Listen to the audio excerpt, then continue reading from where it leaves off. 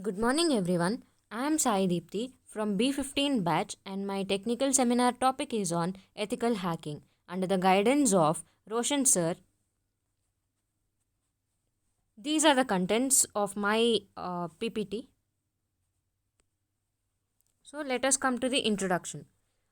First of all, ethical hacking, it is also known as penetration testing.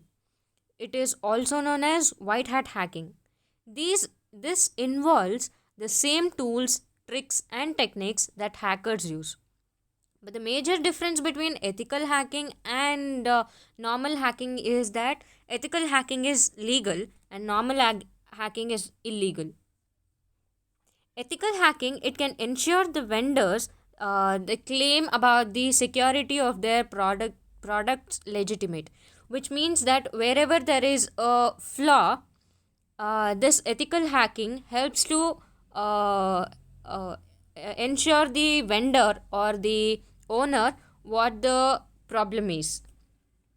Independent computer security professionals breaking into computer systems, they neither damage the target systems nor steal the information, which means that ethical hackers, they do not steal the information, or their intention is not to damage the system. It evaluates target systems security and report back to the owners about the vulnerabilities found in them. So where if the ethical hacker finds the vulnerability in the system or the network, through which the unethical hackers will try to access or destroy the system, so using that vulnerability, they report back to the owners. Ethical hacker. Ethical hacker is a skilled professional who hacks into the system or the network to scan for pitfalls and the portable targets that a cracker might exploit. So, cracker, he is not ethical, or he is someone who tries to damage the system. So, let us know the difference between the hacker and a cracker. Hacker is technically skilled professional, whereas cracker is also a technically skilled professional. Hacker, he does not have any malicious intentions, but a cracker has a malicious intentions. Hacker, hacking is done for productive cause. Cracking is done for thefts or damaging systems or for fun. Types of hackers. There are three types of hackers: black hat hackers, white hat hackers, and grey hat hackers. Black hat hackers. These individuals are with extraordinary computing skills. So they are technically skilled people uh, resorting to malicious or destructive activities. So black hat hackers are nothing but a cracker or an unethical hacker, so who destructs or destroys the activities done by the system. White hat hackers. These individuals professing hacker skills and using them for defensive purpose. Grey hat hackers. They are individuals who work both offensively and defensively at various times. We cannot predict their behavior. It totally depends on their uh, intention, or the situation. Importance of ethical hacking. Ethical hacking, it helps in maintaining privacy and full control. As we know that uh, it claims back or reports back to the vendor or owner about the vulnerabilities found, so which will help the system to be more private. It helps in finding system flaws and thereby avoiding leaking sensitive information to the crackers. So, as we discussed in the above point, it will report back to the owner. So, what the flaw will be reported back to the owner. Hence, owner will go through that and fix it later. So, from that, we can avoid leaking the information to the crackers or unethical hackers. So we know third point. We know that computers are being accessible to more and more people. So, ethical hacking helps to maintain and strengthen the computer security. Fourth one, get appointed at esteemed government as well as multinational organizations. The ethical hackers, they can be appointed by government or multinational organizations, or they can work for both government as well as multinational organizations, MNCs. Hacking process. So a hacking process has many types in it. So first let us go through the footprinting and recognize. This is the first step in the hacking, which is also known as footprinting and information gathering phase. This is the pre-preparatory phase where the hacker has to collect the information about the target or the system, and collection of information can be done through three groups. One is through network, one is through host, and the other is through people involved in it. There are two types of footprinting: active footprinting and passive footprinting. Active footprinting, it directly interacts with the target to gather the information about the system or about the target itself. That can be done using Nmap tool to scan the target. Passive footprinting. Passive footprinting, it is used to collect the information about the target without directly contacting or without directly accessing the target.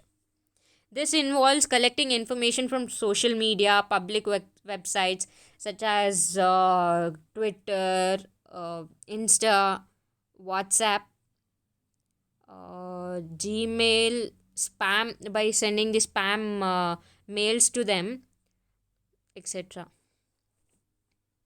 Second one, scanning networks.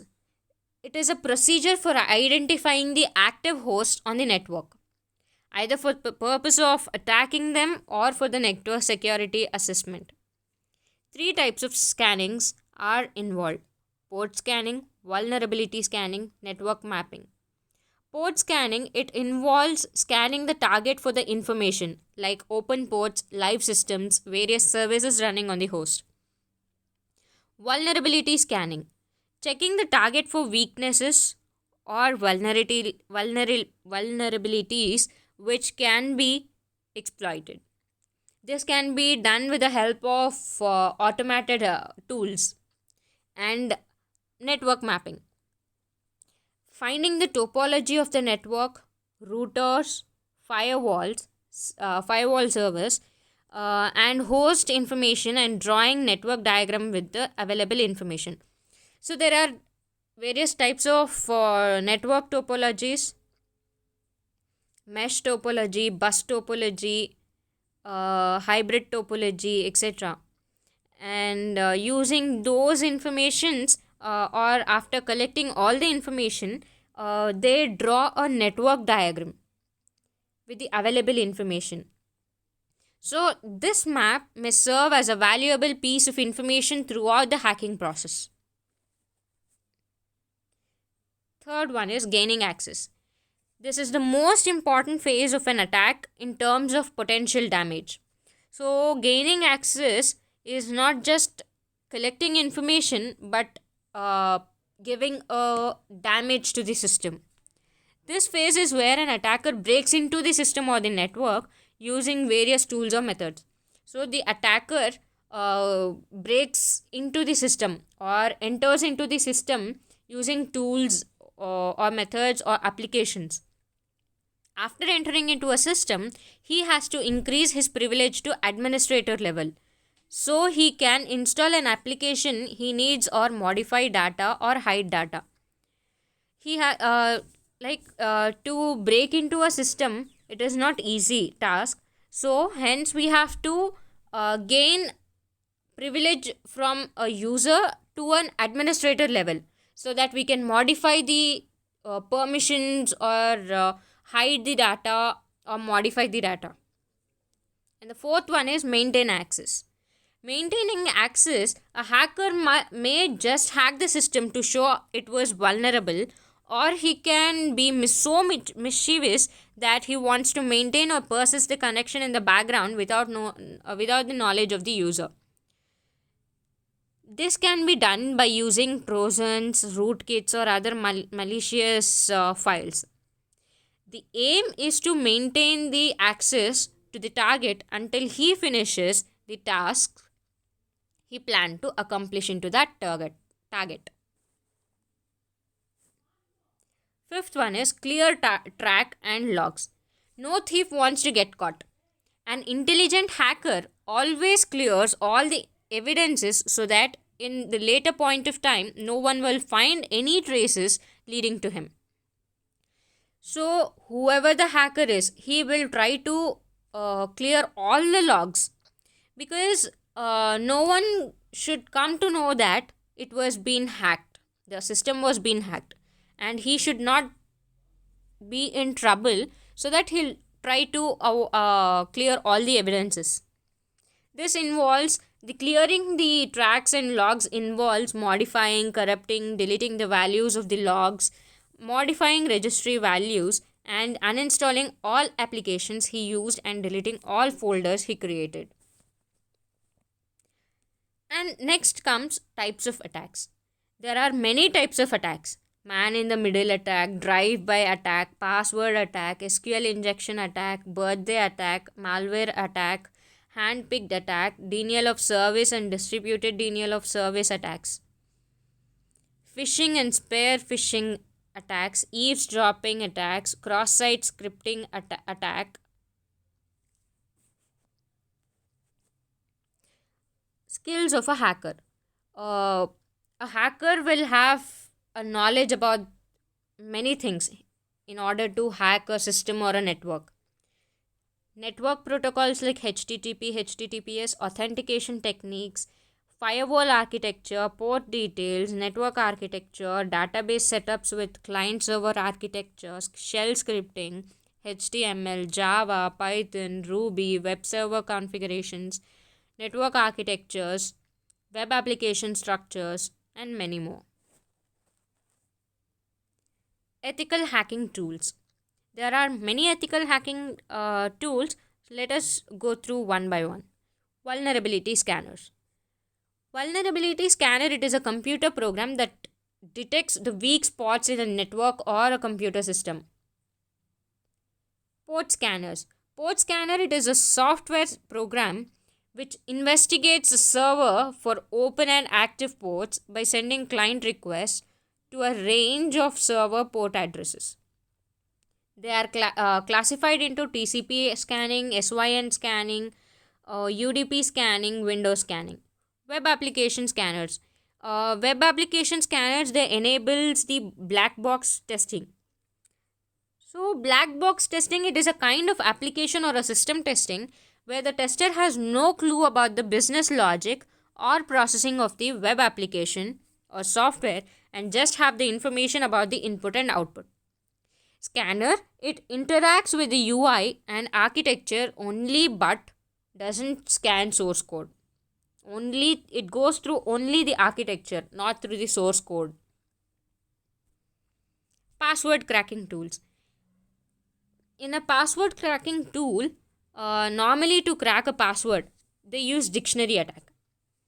So dictionary attack is like guessing the passwords. The hacker uses a predefined list of words from a dictionary to try and guess the password.